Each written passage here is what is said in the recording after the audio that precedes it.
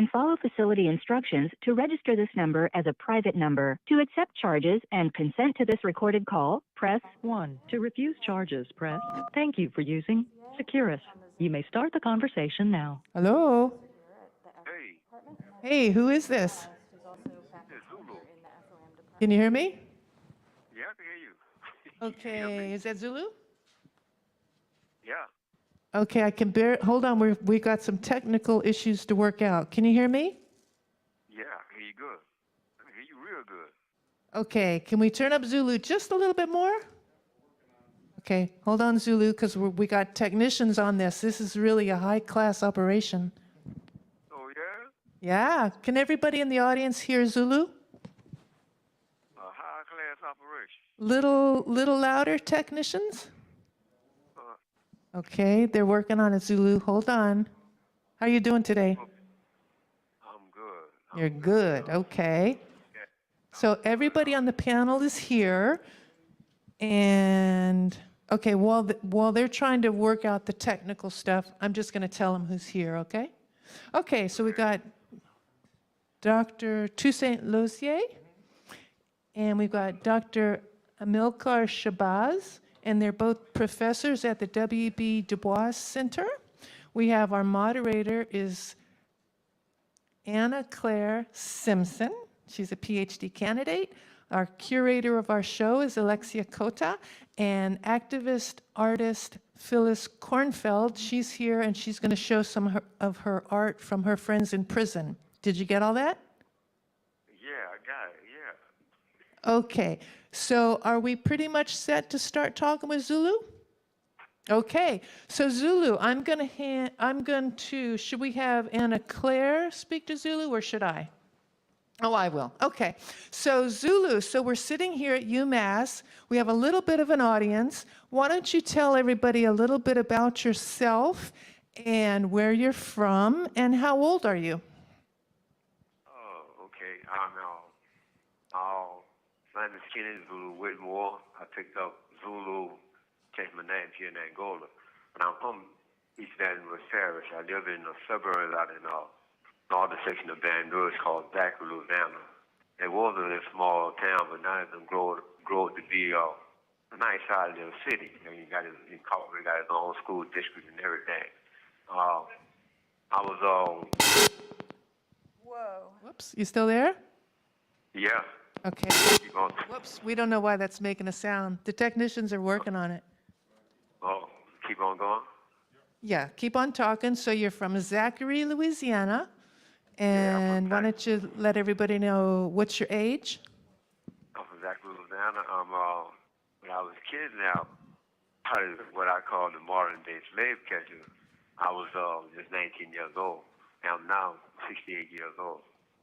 And I've been here in Louisiana, in Angola, 47 years and 9 months. And I'm coming up on my 48th year here, and I did 37 and a half of those years in solitary confinement. And when I first arrived here in Angola, that's in 7, I was, I say fortunate, but, you know, about being in prison, I still was fortunate to join the Angola chapter of the Black Panther Party here in Angola in solitary confinement, with what many people know as the Angola 3. And throughout those years, we did a lot, we accomplished a lot because, you know, we did what the necessary thing we had to do to protect other guys that were coming into the prison. And I kind of educated myself, and because they had schools and stuff on the till that the pastor was teaching, and they try to want everybody to learn how to read and write. And I say my writing and reading wasn't up to par then, but now that I have educated myself and learned to live by law and learned to live about politics and learned to live about myself and my history, I feel good about myself and nobody else does. I think I do, because I've accomplished a lot over the years, even the worst conditions that any human being could even think of, you know, living in a cell, 6 by 9, which is not really a 6 by 9 for cell because you have a bunk bed on the wall, which take up most of the cell. So you actually have walking space 3 by 4 feet. That's your actual living space in that cell. So your walking living space is 3 feet by about 4 feet.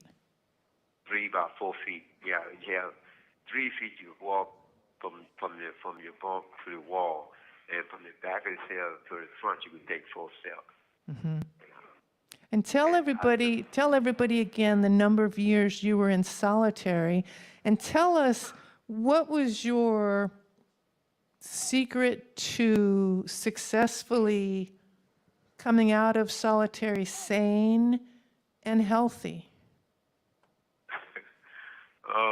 This call is subject to recording and monitoring. This is a call from an offender at a Louisiana Department of Corrections facility. I stayed in solitary confinement for a total of 37 and a half years. And I call my secret to staying sane and healthy in solitary. I got up every morning with me and my friend Albert Woodfox and Robert King. Every morning we got up, we exercise, and after we exercise, we'll talk and discuss things. And mostly I set my locking box was up on my bed, and I write. And I just write, and I participate in whatever they have, whatever class discussion they have going on in here. And mostly how I taught myself to write. And guys gave me a portable a brother typewriter, and I learned how to type. Somebody gave you a typewriter? Yeah, because the guys on the tier had a lot of typewriters. And you learned how to type. Right, I learned myself how to type. And what time did you guys get up? Oh, we used to get up at that time about 3 in the morning. Exercise for about an hour, sometimes an hour and a half, individual cells. So, we'll call out the exercise and we'll just do them. Do whatever it is, then we'll call it exercise, and we'll do the exercise in the morning time. And it was like about 4 or 5 of us done exercise. And Zulu, let me ask you, Zulu, you were all in cells that were lined up one next to the other, to the next. How would you exercise together at the same time? You said something about calling out? Yeah, we'll just call out the exercise like if we doing mountain climb. I said mountain climb. You do 50 mountain climb, whatever, if you do push-up, we'll say 50 push-up, and you do 50 push-up. And, this simultaneously, everybody was doing, And we doing, stretches, whatever stretch you put your leg up on the highest bar where you can put it up on, where you can stretch, stuff like that. And whatever we were doing, we always call it out, and we'll just do it. And you've told me before, but tell everybody here, I think it's sometimes you would be out of your cell for your 1 hour and another man would be out at the same time, and you would be able to exercise outside at the same time, but you were not in the same chained in area. Explain to people how were you able to throw a ball back and forth, and what was your ball? It was what we call a sock ball, because we roll it up and balls would take one of the jumpsuits and we'll roll it up into a ball, to an actual ball size, and we just keep on rolling it to it. It's coming out like a sock of baseball, and we'll take and actually sew it. We'll sew the cover on it, and then we'll go outside for an hour in the yard, and whatever yard you be on, it's like 6 yard fence, individual yard fence, and you got like a 12-foot fence. You have to throw the ball over the fence to run. Each one will run towards the back of the yard or the front of the yard, whatever. And the person next to you, either yard over, or throw the ball to you. And once you get in the back of the yard, and during that time we didn't have any weight, so you have to do push-ups. And you could do 50 push-ups, and you have to get it back up, and you run again. And we did that like an hour, and sometimes they might let you stay out in the yard for like an hour and a half, or whatever, And that's how we did it. And tell everybody, what's the temperature in Angola, Louisiana in August? Oh, August, the temperature at least 110, from 110 to 115 degrees. And what's the temperature up in the cells? In the cells, man, it's like I said, like 115, anywhere from 110 to 115 degrees in the cell. And, you know, to stay cool during those months, you have to... This call is subject to recording and monitoring. This is a call from an offender at a Louisiana Department of Corrections facility. You have to put water on the concrete floor and just kind of like lay on the concrete floor to get cool. And either you do that or you put on a sweatshirt, and once the sweatshirt get wet, and the insulation in the sweatshirt will keep your body temperature down. Okay. Zulu, I want you, the name of this panel is The Importance of Art Behind Bars. I wanted to make sure you had enough time to speak about being in the quilting project and Right. what does it mean to you, good, bad, or whatever. Oh, I really enjoyed being in this program. How I got introduced to the program was through a friend of mine, Kenya, when I was released from solitary confinement. I stayed in another dormitory for a while before they let me come out in general population. And I come down here with doing what they call a walk. It's a bunch of dormitories in the main prison complex. And I met my old friend Kenya, and he was over the drama club, and he asked me to come and check things out. And it took me about a week or so to get down there, but I did, and he was sewing these quilts. He was making things, all these colorful quilts and stuff. And he asked me, man, you wanna help me out, I said, man, I don't know when you got no quilts, man, sewing quilts, man. That's all you doing? He said, yeah, man. It's fun, bro. Come on, help me out, And actually, it took me about a week, but actually I started helping them and cutting the material up and everything, and it was really nice. After he started putting stuff together, and it started coming together with different colors and stuff, and I really liked it. And I stayed involved in it, and over the years, and then that's when I met you, Maureen, when I was visiting.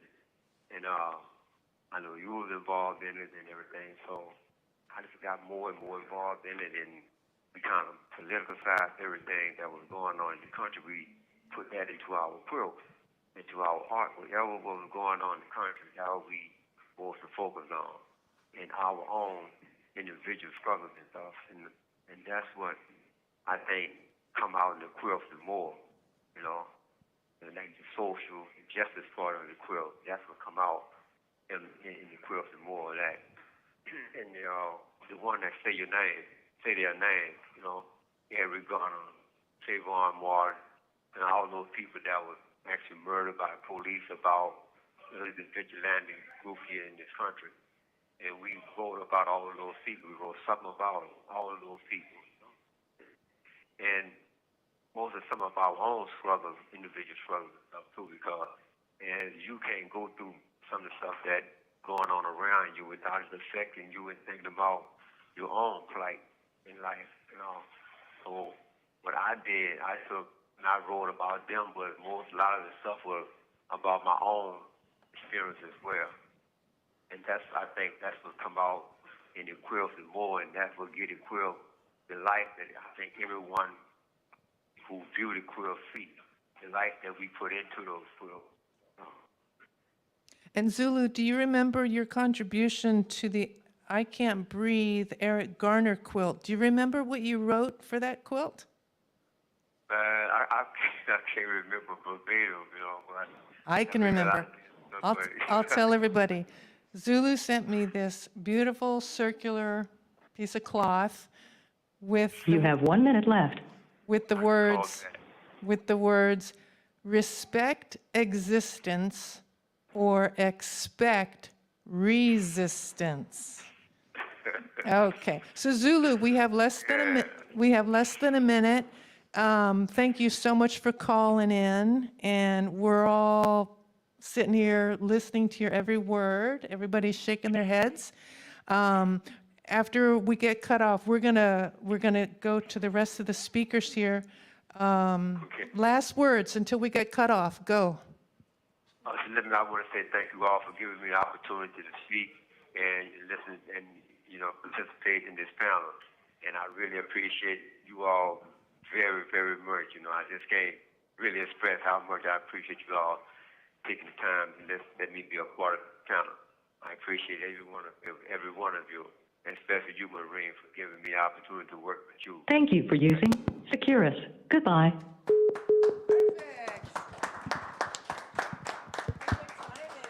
Hello, testing. Oh, wow.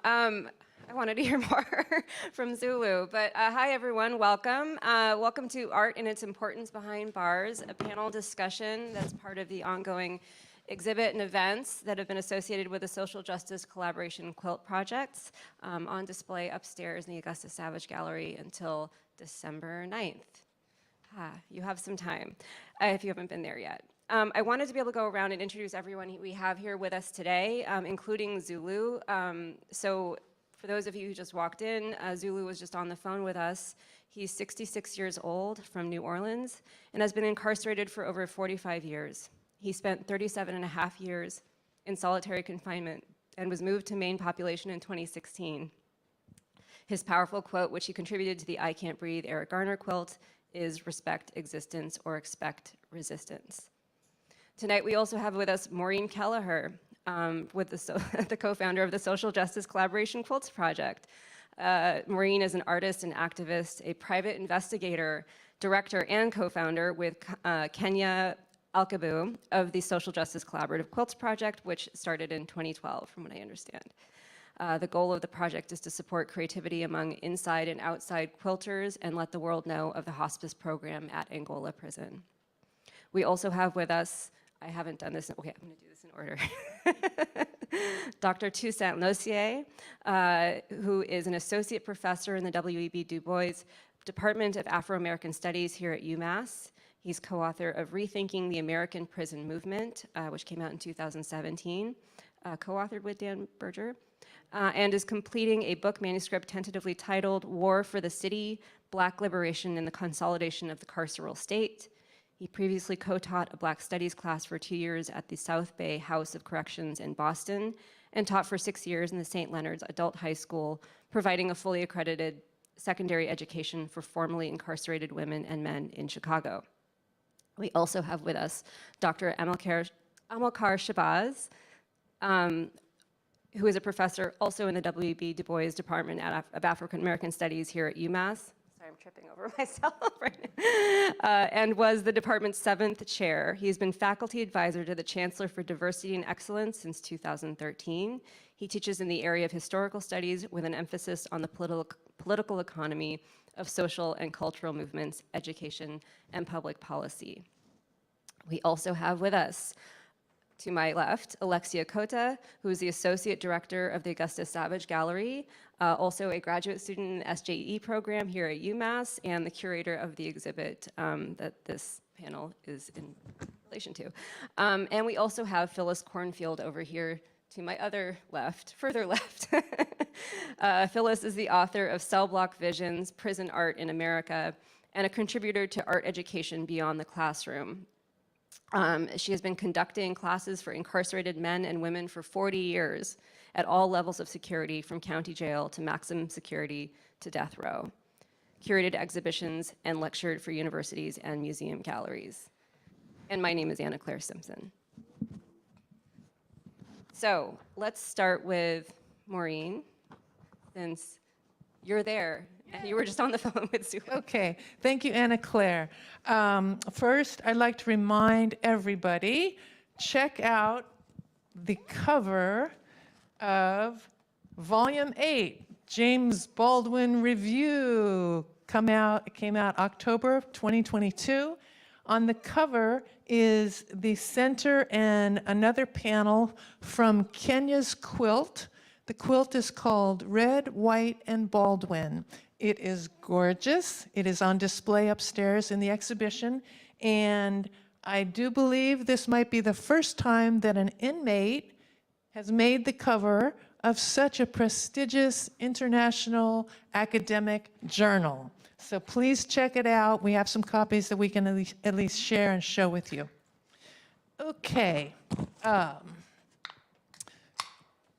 The importance of art behind bars. Number one, It reminds the inside quilters, the men behind bars, that they are human, they're loved, they're heard, and they are seen. 1A, it reminds us, outside quilters, and the public who sees the quilts, we are reminded of the same things. We are humans, we share love, we are seen, and we are heard. These things matter to all of us. Number 2, art reminds the inside quilters that art is an important thing to have in their lives. The Quilts Project feels art is a positive in all of our lives. Some of the men aren't necessarily quilters, but they make quilts, they make guitars out of paper, they play and teach music inside, they write novels, they sign their names on fabric, and they write about various themes on fabric. They perform in the prison's drama club.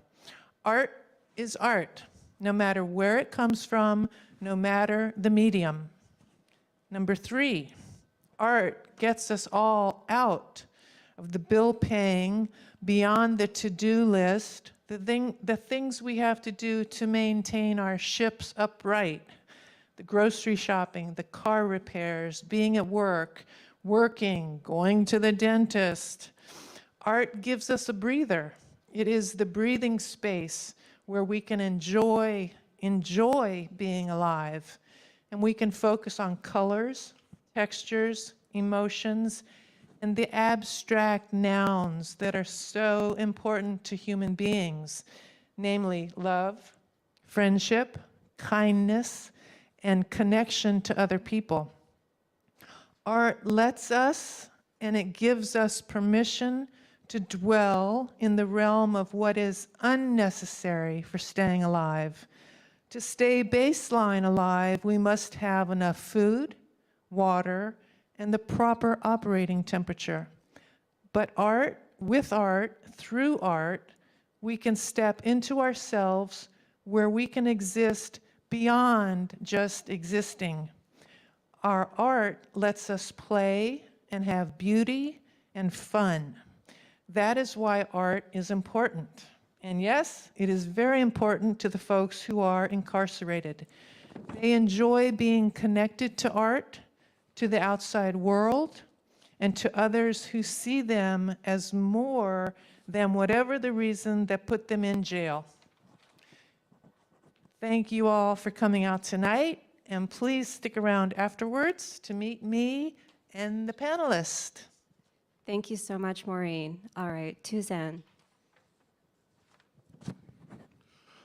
All right, good evening, everyone. I just wanted to say a couple things a little bit more broadly about the role of art in prison. And I think just want to say that I come to this topic as somebody who grew up watching, my parents didn't let me watch shows like Cops per se, right? But I watched television shows like Night Court, and then I don't know if you guys ever watched like Prison Break and stuff like that, right?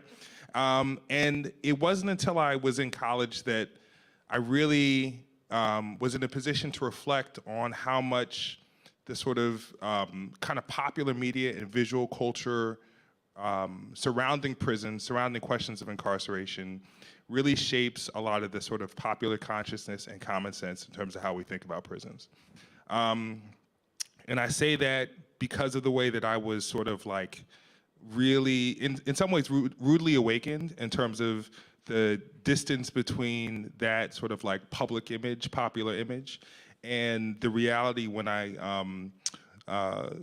served as a co-teacher for this Black Studies program in South Bay in Boston.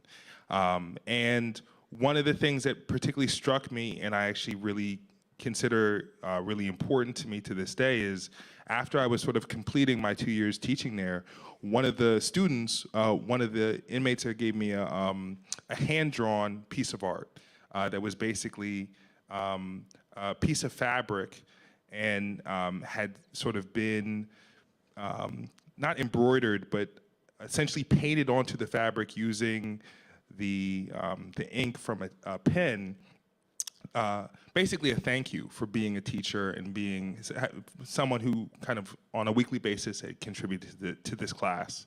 And it's in sort of further study, particularly reading some of the work by Angela Davis, and more recently, I think this has been particularly influential in Nicole Fleetwood's book, Marking Time. The way in which prisons serve as a kind of foundational institution within modern society. It's an institution that very few of us are familiar with, even though about half of folks in the United States have a loved one or someone that they're connected to who's in prison. Many of us don't experience time in prison, right? There are millions of people who go in and out of prison within our society.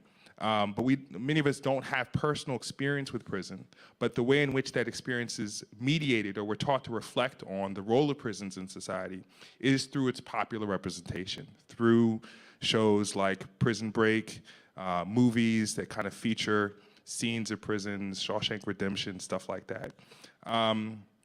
And while those images, while those kind of media representations can be entertaining in various different ways, on a deeper level, they help to kind of reinforce the legitimacy, the naturalness, the kind of acceptedness of prisons in our everyday life.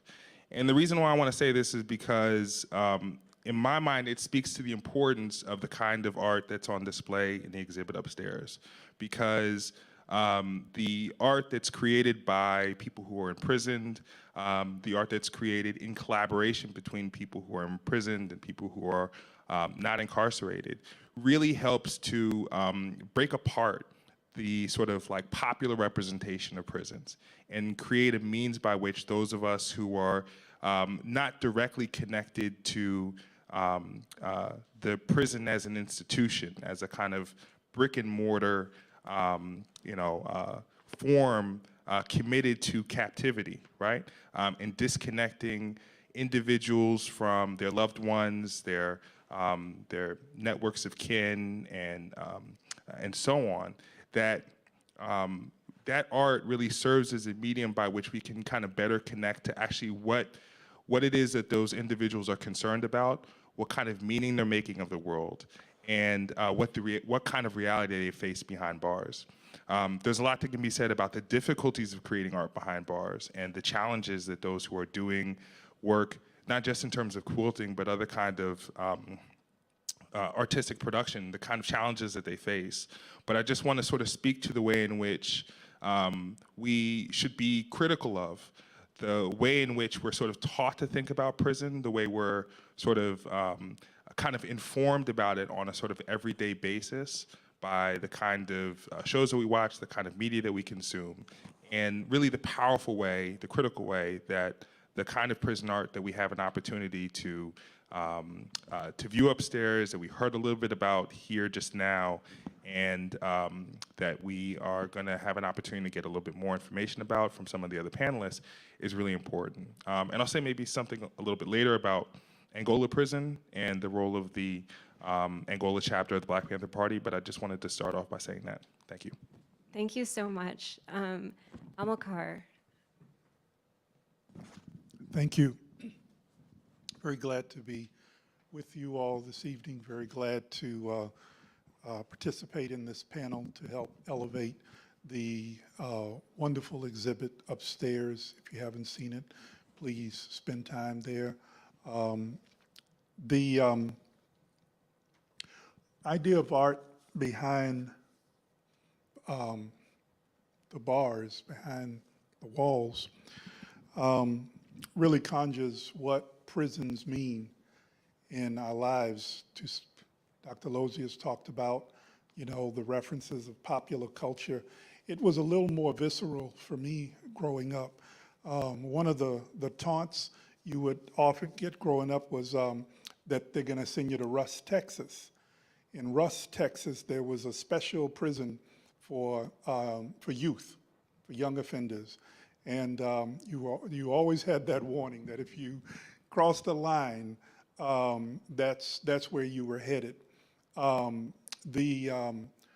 particularly as you got older, we started noticing some of folks in the neighborhood going off to Russ, going off to jail, going and finding themselves, and all of it. You think about what you're going to do with the time on your hands while you're waiting for hopefully one day getting out. And there are many ways that time is filled, but one of the most interesting, productive, as Maureen was saying, healing ways is through art. We had the privilege of helping to bring Wilbert Rito to the campus back in 2014. I have a copy here of his book, In the Place of Justice, a story of punishment and deliverance by Wilbert Rito. He was incarcerated in Angola. We've been talking about Angola between 1962 and 1973 on death row in solitary confinement. After 1973, he got off death row and was able to go into general population.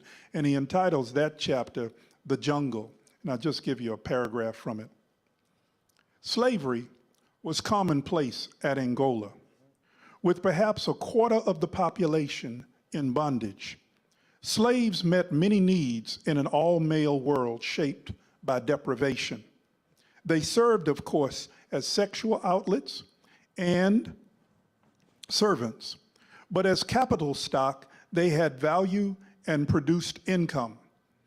A slave also conveyed status and symbolized his owner's power. Whites, especially gangs, would enslave inmates in protection rackets, a non-sexual form of bondage in which the slave, called a prisoner, regularly paid money or worked for his owner in money-making activities. But most owners only had one slave referred to as a gal boy, whore, old lady, or wife. While most prisoners did not own slaves, many used the sexual services of slaves. The enslavement process was called turning out, the brutal rape symbolically stripping the inmate of his manhood and redefining his role as female. T.S. Eliot, Wilbert Rito goes on to quote from, says, mankind cannot stand too much reality.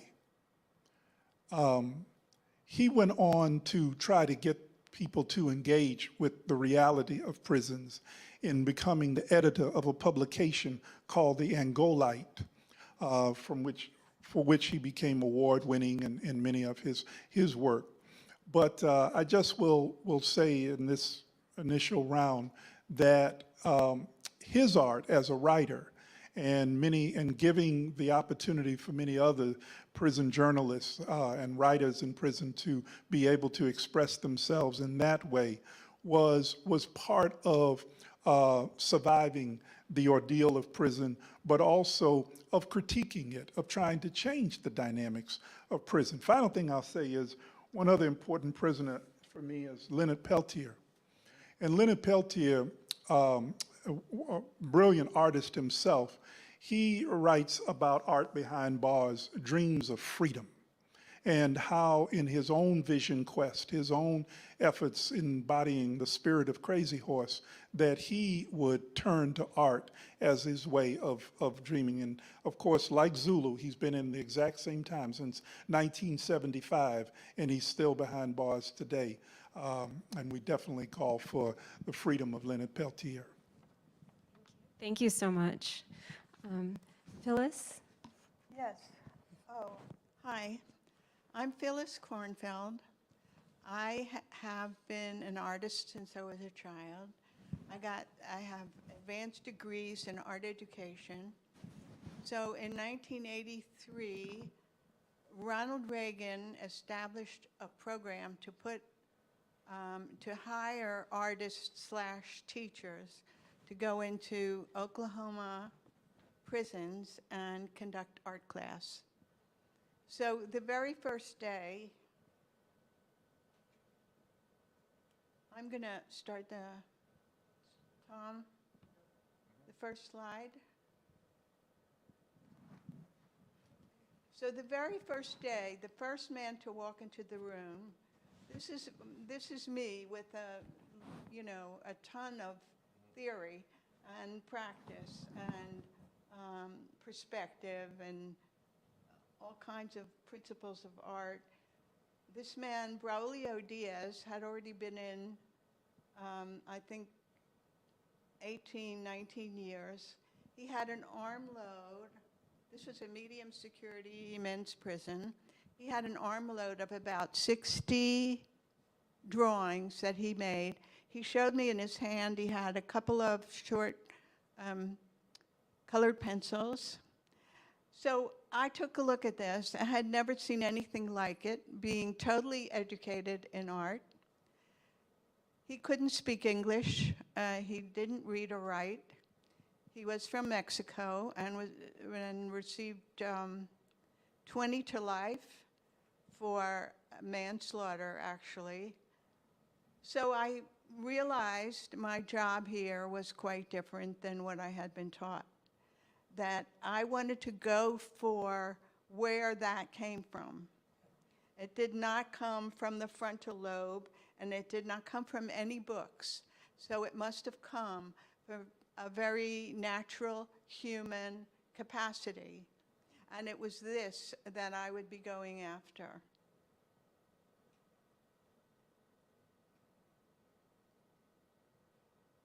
Well, there.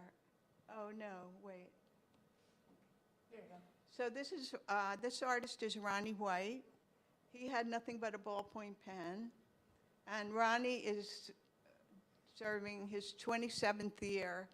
He was nonviolent and he never had a weapon, but he's been doing art his whole life just with his ballpoint pen. So this not only represents being in prison, but it's quite elegant, beautiful piece of work, which is what I'm interested in. And here's what he said: "It's the only thing I've ever done that doesn't get me into trouble. It's something I've done right. I know deep in my soul I have the makings of a master in my blood, and it may take a lifetime to perfect my talent. I realize this because when I'm working, sometimes I get these excitable feelings like I'm really onto something and the path is easy to follow. It's not my mind that's giving me these messages, it's my soul. I want my work to be recognized for what it truly is, as pure as snow."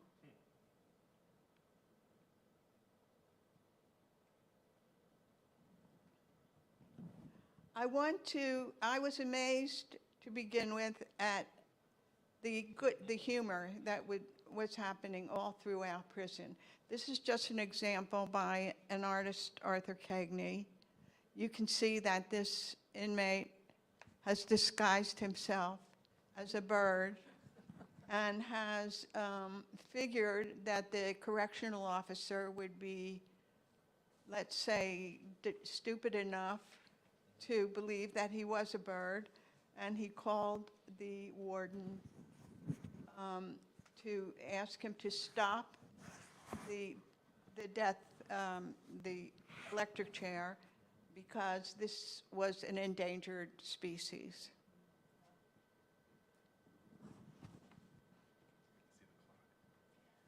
This is also by Arthur Cagney. I haven't gotten, in 40 years and working with thousands of people, I haven't gotten that many images from their childhood. In this case, Arthur Cagney's father had strangled Arthur Cagney's sister to death in a drunken rage, and Arthur's mother and his father did not want him to visit. This is Concord Prison, which is a medium security penitentiary in Massachusetts. So on Sundays, Arthur's mother took him to the SO station, where in the way upper right-hand corner, you see a little white speck. That's Arthur's father, and this is their Sunday visit. Arthur's father went to the chapel where the window overlooked the gas station. And this is Arthur as a child. This is called Prison Visit.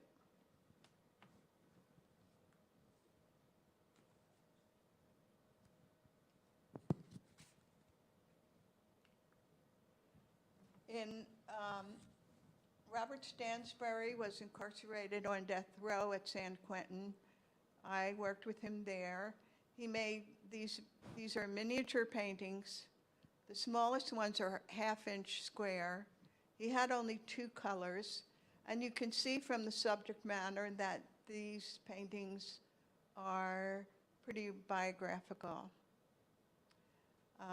Robert had asked his lawyers to stop trying to get him off of death row. He was ready to die, and he couldn't stop the wheels grinding, but he did eventually die from ill health. These are quite stunning and moving expressions of his history. Without self-pity, I just want to make a point that the suffering, the emotionality of the suffering often does not make for creative art. It's often full of similar images. Because when you think about expressing your feelings, we right away think of dark clouds if you feel bad, or rainbow, or butterfly, that kind of thing. And this is not what was occurring that I saw. And this is by John Harvey, who asked me early on if it was okay to write on his paintings.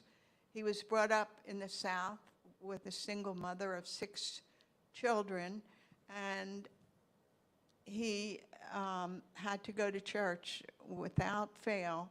So almost all of his work was his interpretation of scripture. And he had me running to the Bible constantly because I could hardly believe a lot of what is in there, but it always was. And he told me that he reads the Bible a lot because, I can't remember now what he said. Oh, he quotes the Bible and studies it so that the preacher can't fool him. And that was his intention. And this, I have seen many paintings off and on against the use of drugs and full of words about addiction. So here, this Proverb 26, verse 2, as a dog returneth to his vomit, so a fool returneth to his folly.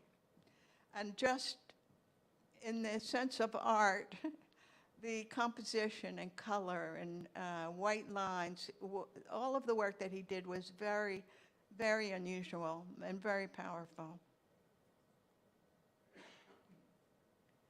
Charles Mosby came to art class because he was afraid that he was losing his mind. So this is called prison art class. And when he started doodling, which is a requirement for all of the people who come to my classes, it's a weekly requirement, and the purpose of it is learning to draw without the mind. So you can see what Charles has shown us here. First of all, that's supposed to be me. And this is, you should see, he began to understand very early on that these unusual images were coming from his mind and had validity. So you can see in this painting, all of the strange and creative imagery is within rectangles. So he's very clear at this point that this is creativity, and this does not mean that he's crazy by a long shot. And he's also describing visually this explosion of art and beauty that's coming from him. He said, here's what he said: I am a wiser person now. I no longer run from goodness. I've shown the world how evil I can be, And now I want to show the goodness in me. This goodness was always in me, which is a rare thing for someone to learn who's incarcerated, that this goodness was always in me. And I drowned it with alcohol. My incarceration is hard, but it is not wasteful. I will come out of here with compassion.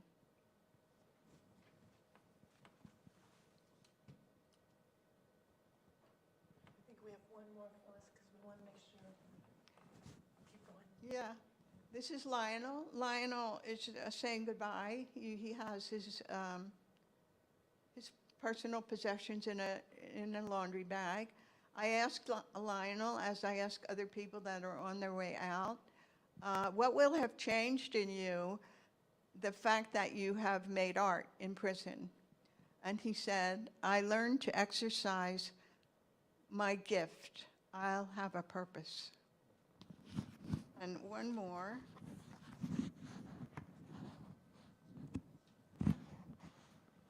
I just want to show you a more recent painting by Braulio Diaz, the man whose painting I showed you in the beginning. This is a very large painting, and because he was now in the art class, he could use acrylic paints. If you look at the subject matter, it's everything beautiful and good in his life. So I will close with one of my favorite quotes. The warden in Oklahoma that I've been in touch with for a long time, whose name is Jack Cowley. When I was working at his medium security prison, I walked into his office one day while he was on the phone, and I could tell he was speaking to another warden who was discussing with him a problematic inmate and what he should do with him. And Jack Cowley said, Sam, it's very simple. Put a paintbrush in the man's hand. Thank you.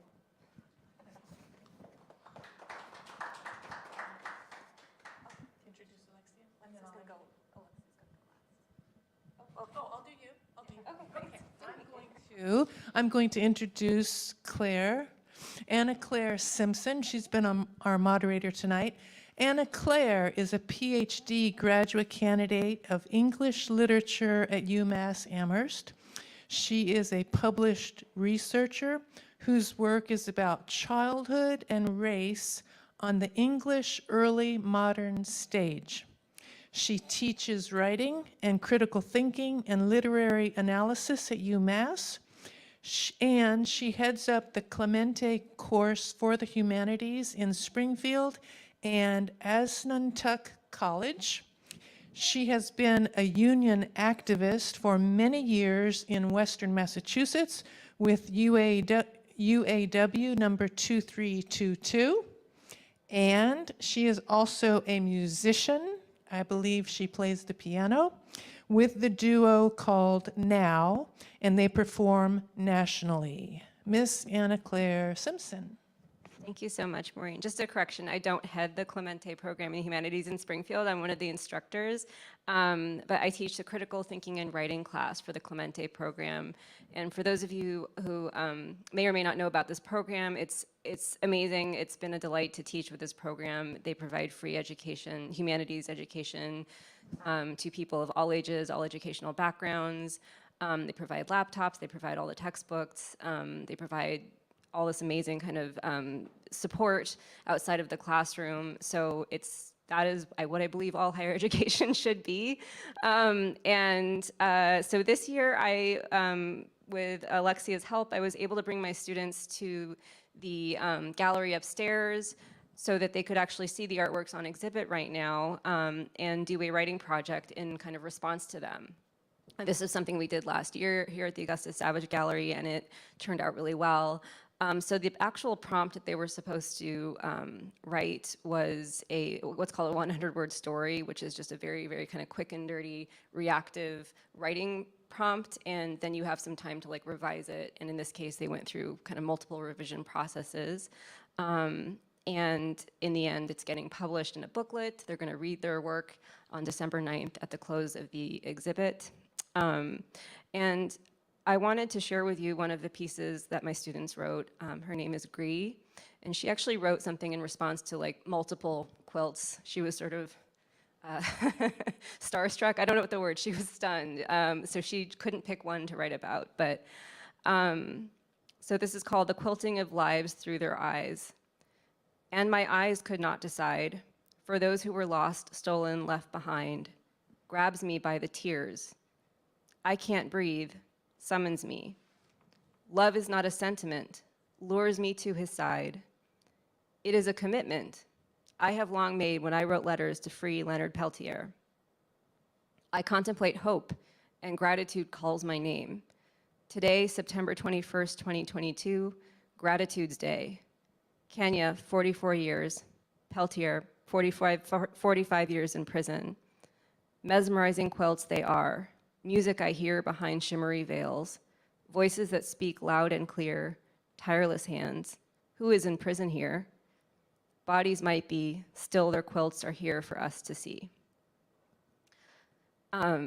So I don't want to take up too much time, but I just wanted to share that because one of the things I kind of felt from the experience of watching my students respond to these and talk about these quilts and their writing projects was how connected they felt to the artists. And in some ways it's kind of a one-way street, but I was thinking of it as this sort of artistic exchange where they're speaking to each other through one art, from one art form to another.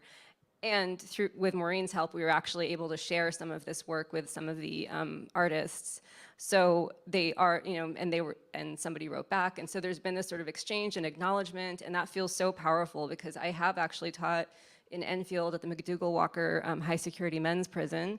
And I taught literature there, and it took me 40 minutes to get inside the building. From the minute I walked into the door to walking into the classroom, every person who worked in the prison along the way was so hostile to the program. Maybe that was a Connecticut thing, I don't know. But in other words, it was sort of a miracle that anything like that even existed with the hostility the hostility that my students experienced. So this kind of, the possibility of this exchange just feels really powerful. And I think back to my students from pre-pandemic, at the McDougall-Walker facility, and I miss and remember every single one of them, and I know I'll never see them again. Everyone was in there for life. Anyway, I don't want to take any more time because I really would love to introduce Alexia. Can I? Why don't you introduce? Okay, great. Well, you read it already. I just want to add one thing when you finish the introduction. Okay. Well, I finished and. Yeah, you read mine. She read a description of me, it's fine. I read a description. Okay. Yeah. So I wanted to introduce Alexia Cota. She's the curator of the Augusta Savage Gallery, where the quilts are on exhibition now. And I want Alexia to speak about the role of the curator. And I just say quickly, if it weren't for the social justice curators, none of this art would be seen. If it weren't for Alexia responding to my query letter, the quilts wouldn't be up there right now. We wouldn't have the chance to share them with the world. So, Alexia Cota, Associate Director of the Augusta Savage Gallery at UMass Amherst. Thank you. Thank you, Maureen. I haven't really prepared too much to say it, but the importance of having artistic expression, no matter where you are, who you are, but having a place to show it, having the ability for people to see underrepresented communities, whether they are incarcerated individuals or not, is so incredibly important because, like I believe almost everyone's touched on, the humanity of people and artists and people who are incarcerated. And that is the reminder that we all need, especially today with everything that's happening in our country and around the world. If we really take the time to communicate our stories, our shared histories, our experiences, and remind ourselves in the process as we're making the art, remind ourselves of our humanity and the healing power that it is to communicate our experiences or to communicate whatever we want to express. the importance of that communication is just, it's absolutely necessary. It's absolutely priceless. The power that art has to communicate that to someone. If you go upstairs and view the exhibition, there's nothing, unless you're reading the bios and the statement that Maureen wrote, there's nothing that would indicate that this is artwork done by people who are incarcerated. In fact, it absolutely blows my mind that they had the ability to get all of that fabric and create these incredible pieces within a system that tries to silence them as much as possible. We heard that with Zulu's call this evening. Like, even as he was talking, it kept interrupting his call.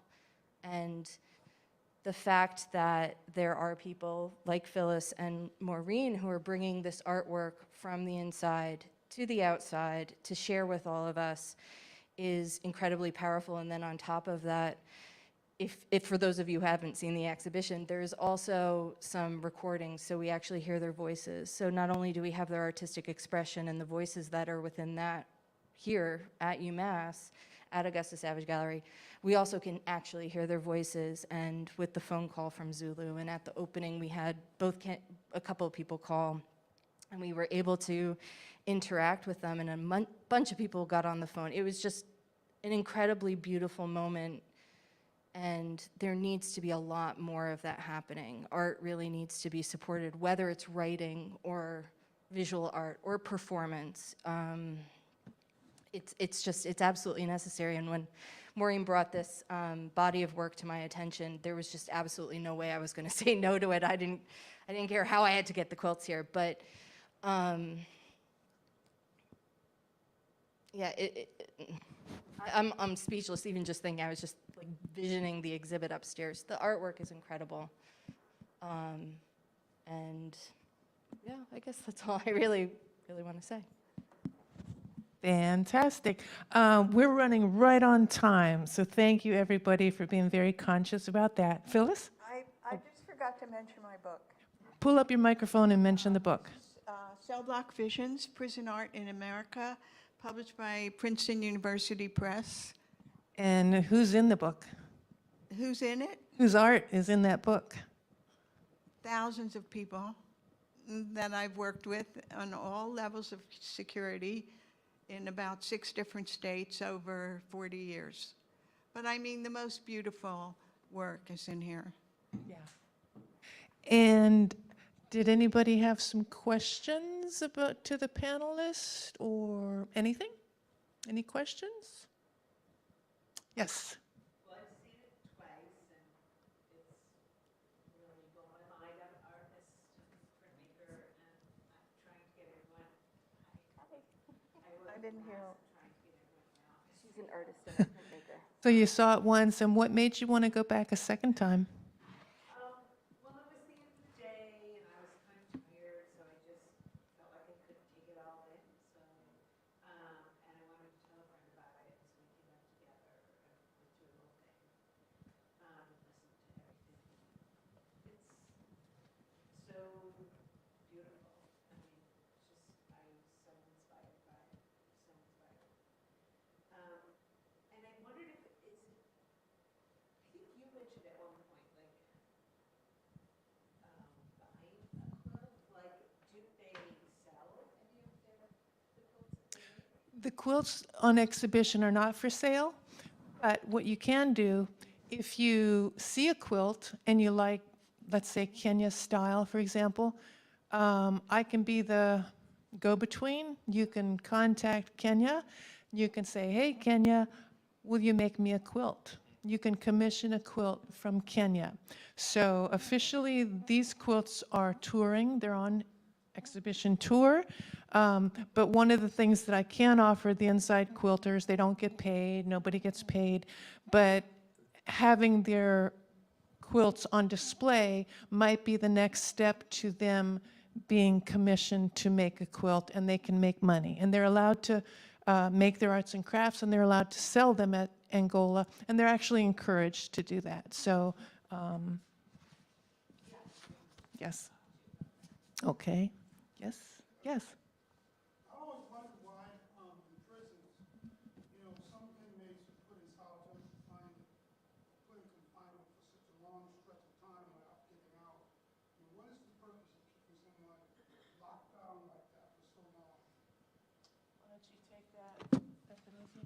So, simple answer is it's torture, in the sense that it's a form of punishment, but it's a form of punishment that's meant to inflict a particular severe form of harm on an individual. And by calling it torture, I'm being, part of it is like, you know, it's Friday evening, so I'm being a little facetious, right? But legally, the UN Special Rapporteur on Torture has actually deemed the, really the kind of like industrial use of long-term solitary confinement that the United States is particularly adept at as a form of torture. This kind of particularly was highlighted during the Bush administration in terms of the use of Guantanamo Bay prison and the individuals who were held there without charge. But it's a rampant practice across the United States, particularly for the brothers in Angola.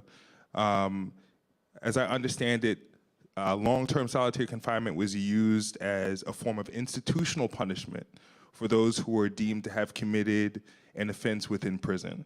And I don't know, how many of you guys have heard of Angola Prison before? Okay. How many of you all have heard of the Angola 3 before? All right, so for those who are not familiar, the Angola 3 should be the Angola 4, right? But the Angola 3 were prisoners who were, gained a fair amount of outside support because of their organizing within prison. And specifically, Hillary King, Herman Wallace, and Robert Woodfox were 3 leaders of the Angola Prison chapter of the Black Panther Party. Albert Woodfox, I'm sorry. I know it's gonna mess up one of them. It's been a long day. But had started in a prison-based chapter of the Black Panther Party. And they did so particularly because of the conditions that Dr. Shabazz was talking about a little bit earlier within the general population in Angola Prison. Both the enslavement, essentially, of young prisoners within the facility by other prisoners and kind of with the support of the guard staff, and also the rampant sexual assault and rape that was taking place. And Robert Woodfox, in his memoir, talks movingly about having seen a young man being raped and how that moved him to create a chapter of the Black Panther Party, particularly to serve as a self-defense unit for other prisoners. When young prisoners would come into the facility, before they could get taken advantage of by older prisoners, they would provide them essentially with some degree of like security. And that political organizing that they were involved in alongside Zulu, part of that caught the attention of the staff within the institution, and they were charged with having stabbed a guard. And it's because of that offense that the administration had the pretext to sentence them to solitary confinement within the institution. And they were held for decades within the solitary confinement cells within the prison, solitary confinement wing of the prison of Angola, which is I think the largest maximum security facility in the United States. And for throughout the 60s and 70s was considered one of the bloodiest, most dangerous prisons within the country. Do you at all think that it's ever necessary for solitary confinement to be used on prisoners? So I've not worked in a prison, but I've worked in youth therapeutic kind of centers, and once we had to deal with restraints. We actually put physical restraints on a young man, tying him to the gurney. He was so, over medicated. I mean, ramped up on so many different things, and had been a danger to himself. Lied down on a highway, and with traffic coming, stopping the traffic because he's lying down on the highway. So yes, there are certainly conditions where someone is a danger to themselves, to others, that you may have to put them in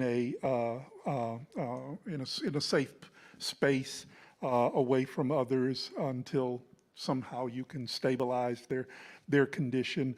But when but the policies we're talking about here in prison go way, way beyond that kind of response to an immediately threatening situation of a person. This is just rampant policy of really psychological and physical torture.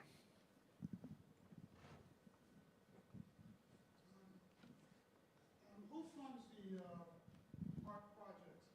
How do you get the materials? Let's see, I'll answer for the Quilts project. Kenya and I decided we would start it together. We're co-founders, and most of the output expenses are borne by me. Art projects, Phyllis? As I think I said, when I first started, there was a national project for artists to work in state facilities.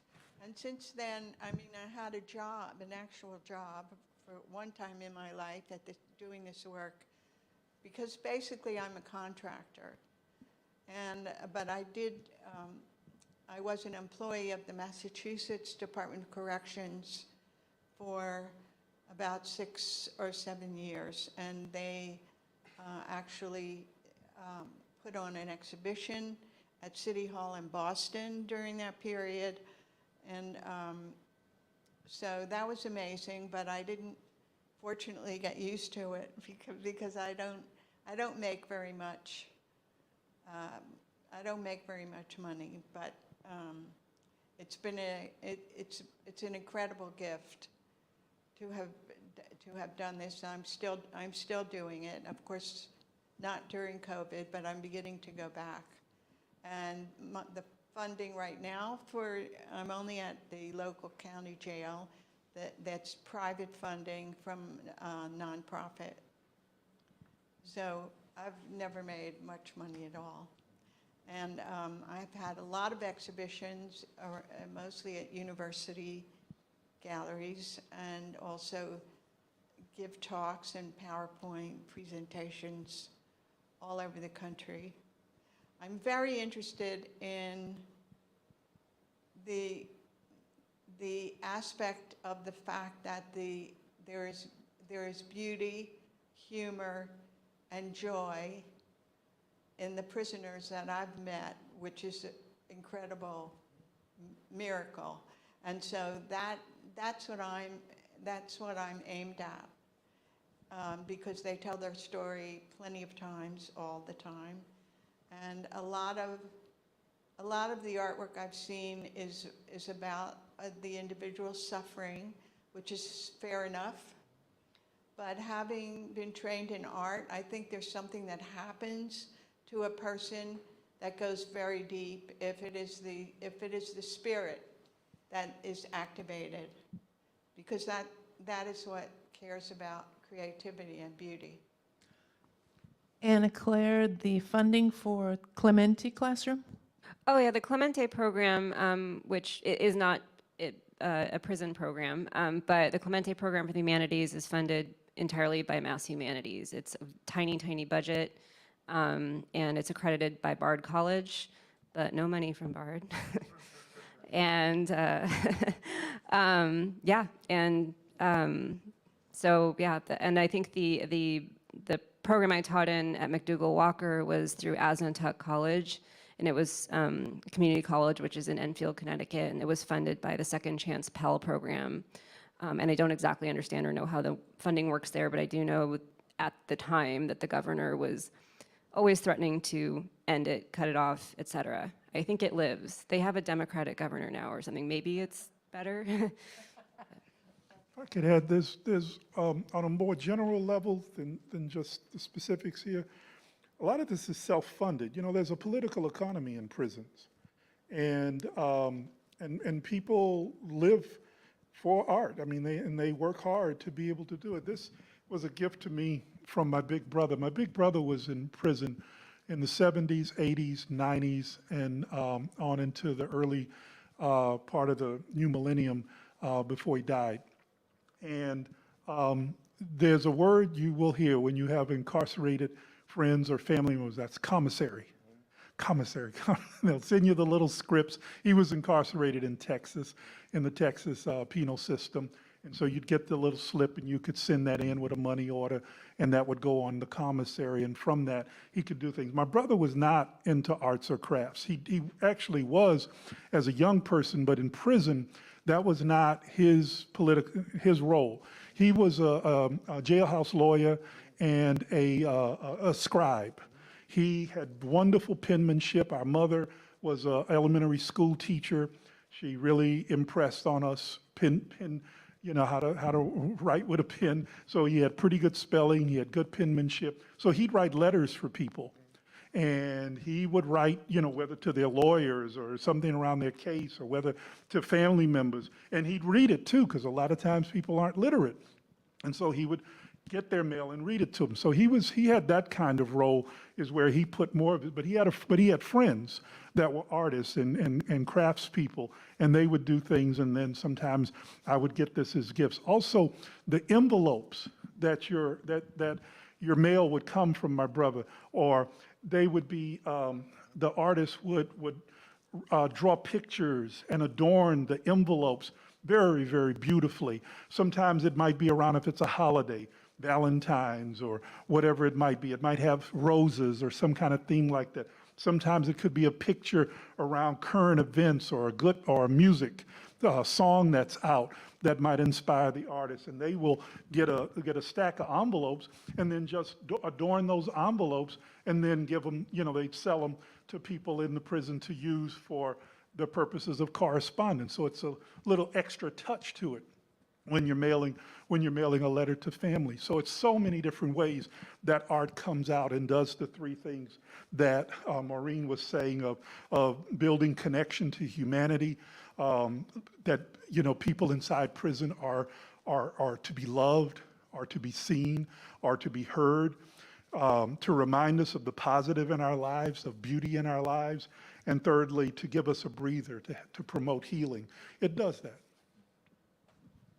Just a note about the envelope art is that I have, of course, a huge collection, but in several facilities that I've been in the past years, the local post offices have been complaining, and because the envelopes are completely, there's a little space for the address and a little space for the return address, and there's imagery all over.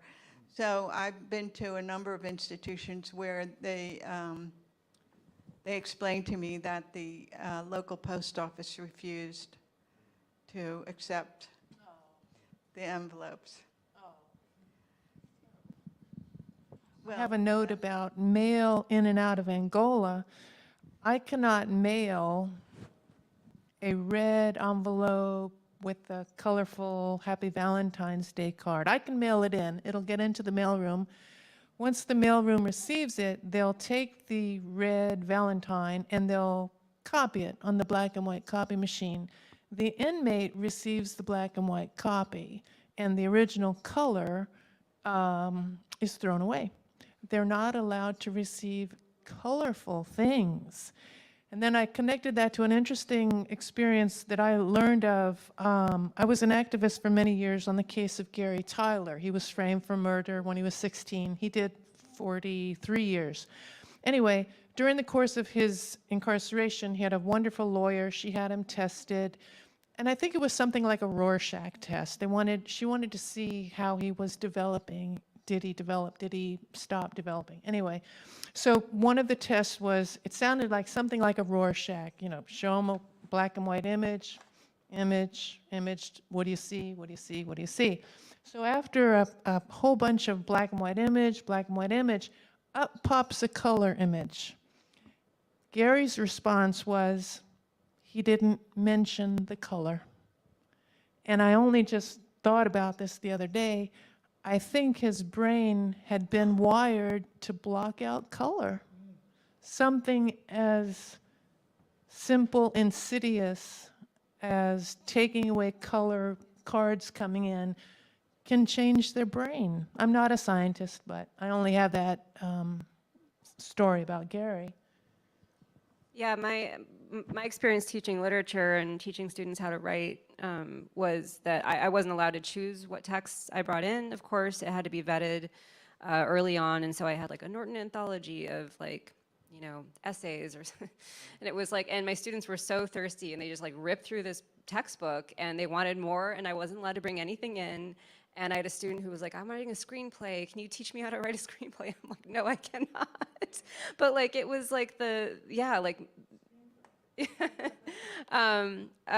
but they were also only given 2 spiral notebooks, and not very thick ones at that, that were supposed to support all the writing for the entire semester. So everyone had to painstakingly save all of their paper and their space, and it actually controlled how much they could write, which was it was like these incredible constraints behind teaching, writing, and all these things that, of course, we take for granted on the outside. I also couldn't email my students if I had to miss class because my kid was sick or I was sick. I just couldn't show up, and then I would show up the following week. They'd be like, oh, we thought you just forgot about us and didn't care about us anymore. It was really striking, the difference between teaching at a place like at UMass, for example, and the sort of all the blockades to actually just doing the writing, doing the reading, getting more reading if you want it.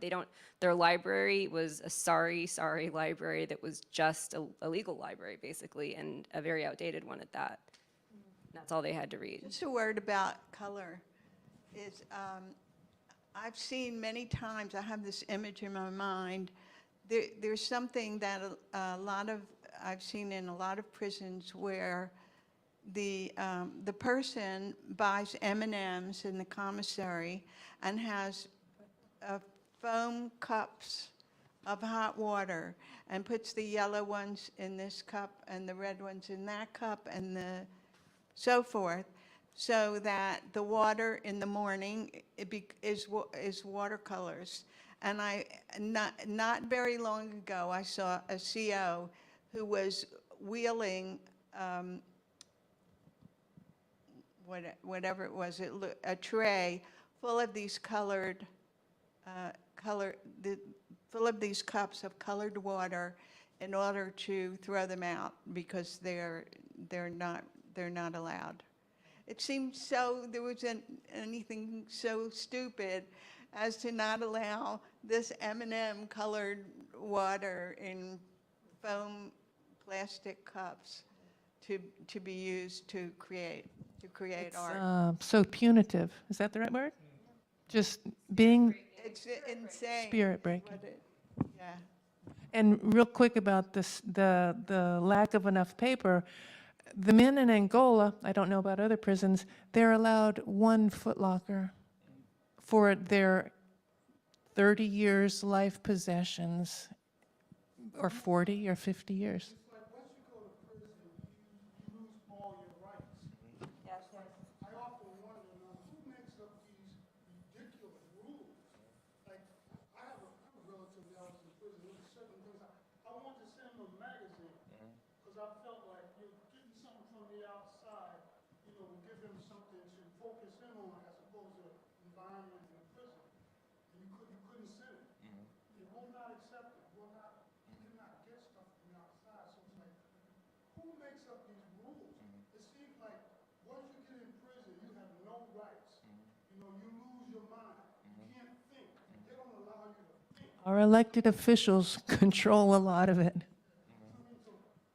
So for example, they'll let your book in, if a bookstore sends it. You can't send it direct. But if it comes through a bookstore, some of your poetry, for example, then it would get in. Right. And some prisons will allow a magazine subscription to go through. Angola will. I don't know the facility you were trying to deal with. Every prison's different. I wasn't permitted to allow a man who was doing art in the art class to take back with him a magazine, an art magazine. So I ripped out a bunch of pages that he could have. That's what I had to do, but I had to keep the magazine in the art room. But that can also be super risky. right? It can what? It can be risky to like sort of give, it's also risky to give. Well, this was county jail. Yeah. But it was in county jail that I saw the colored water being confiscated too. So, you know, and when I was at Walpole in maximum security, I had a class for the general population and a class in the segregation unit. And this was in the early 90s. And I was able to bring buckets of acrylic paint in there and huge canvases. And they were, I have some paintings from there that are maybe 4 or 5 feet across on canvas with acrylic paint. So, and this is county jail that didn't let the M&M water in. So there's no sense to much of it, any of it. Just only what you said. And it should be, to me, a very narrow group of people with, you know, that really, really have to be separated, but they don't have to be punished. And I don't know if you've read James Gilligan's books. So James Gilligan is a psychiatrist who has worked in federal prisons with men who have killed. And he told me that he asked every one of them the same question: why did you do it? Meaning the moment. And he said that he got the same answer from everyone, which was, I was disrespected. I just want to take just a slight note though on the isolation thing. Yeah. So it's interesting if we look at the history of the United States. One of the oldest prisons or carceral institutions is the Walnut Street Jail, and later Eastern State Penitentiary. And these were institutions that were premised on a philosophy of, like a penal philosophy that thought, essentially, let's say thought with philosophy, but basically a philosophy that assumed that individuals would be corrected through long-term isolation, right? So people who were held in these facilities were, given a Bible, and in a few other institutions later, especially with the Auburn model, were, put to work or what have you. And that philosophy of how to run a carceral institution was abandoned because people went crazy. When we get down to the fundamentals of it, as much as we could sort of like off the kind of very easily roll off our tongues the idea that people need food, clothes, and shelter. What oftentimes get missed is that as human beings, we're essentially social creatures, right?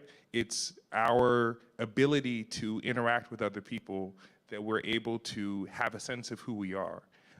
And when we are disconnected from other human beings, we lose the ability to ground a sense of ourselves, because we fundamentally get to know ourselves through our interactions with other people. And this is one of the reasons why this question of solitary confinement within a prison, right? Within an institution where individuals are already sort of like confined, controlled, and their ability to live their lives is premised upon institutional security.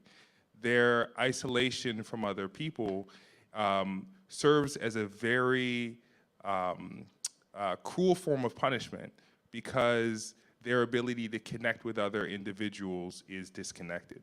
What oftentimes gets missed in that discussion of solitary confinement, and again, Albert Woodfox describes this really movingly in his autobiography about his more than 4 decades of imprisonment in a solitary cell, is the way in which the other kind of capricious aspects of how a prison operates get kind of exemplified by that solitary confinement. So he talks about how during the 70s, when he and some of the other guys who were organizing the prison were put into these solitary confinement cells, on a regular basis, guards used tear gas in the cells for simple requests. You know, when prisoners would request toilet paper or you know, inquire about a commissary item or something to that effect, they would routinely get tear gas squirted in their faces. And Albert Woolfolk talks about the fact that, you know, after you get squirted with tear gas, the guards would come in and beat up on you and what have you, and then you would get, you know, you'd get placed in the dungeon, like another even more restricted cell. They called it the dungeon, and that practice was used so frequently that prisoners almost became accustomed to, or almost what they felt like was immune to, tear gas, and that form of institutional treatment are the kinds of things that go along with solitary confinement. And it's really a problem that we have to confront in the United States, simply because of the fact that we have whole prison institutions, super maximum security facilities, exemplified by places like Pelican Bay State Prison, that are premised on running as an institution through the use of solitary confinement, 23 hours a day, 22 and a half hours of isolation, restriction to a cell, and inability to connect, much less touch, other human beings for long periods of time. Isn't it, it's also kind of the Protestant philosophy that kind of, it's like the whole Jeremy logic of the United States. yeah. Yeah, like if you know, that it's just between you and God, if you're good enough, or you know, plead to God enough, or you pray enough, or believe in Him hard enough. Though I think it's the Quakers who are responsible for like the Walnut Street jail stuff. So, you know, slightly, I mean, to the degree. It feels like, it kind of feels like something that vibes with the general idea in the United States of people should, you know, you're on your own. That's it. Yeah. I want to say one little thing about the difference between a southern prison and a northern prison.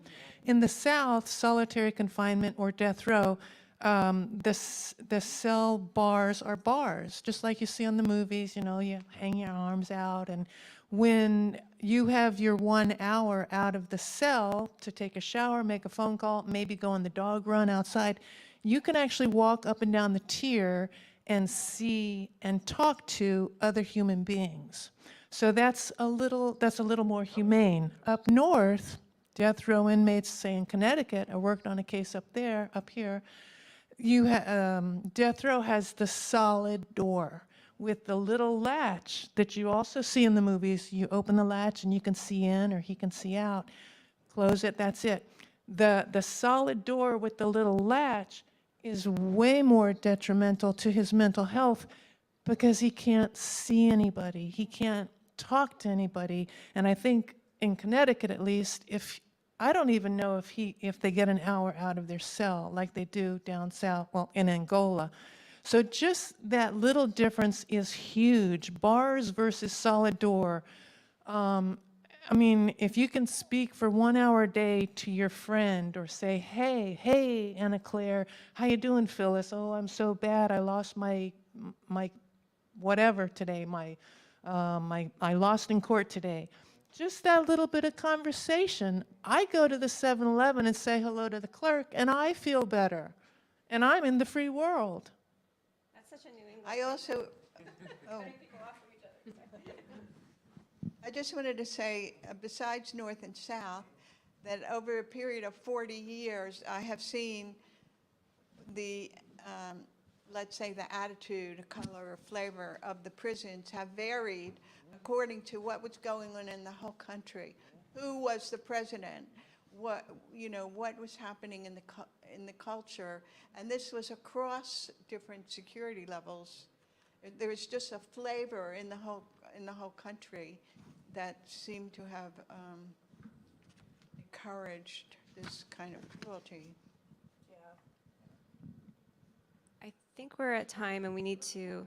Oh, I've always wondered what this term model prisoner means. When you see it in the movies, this is a person who walks around the prison, everybody likes them. But is there really such a thing as a model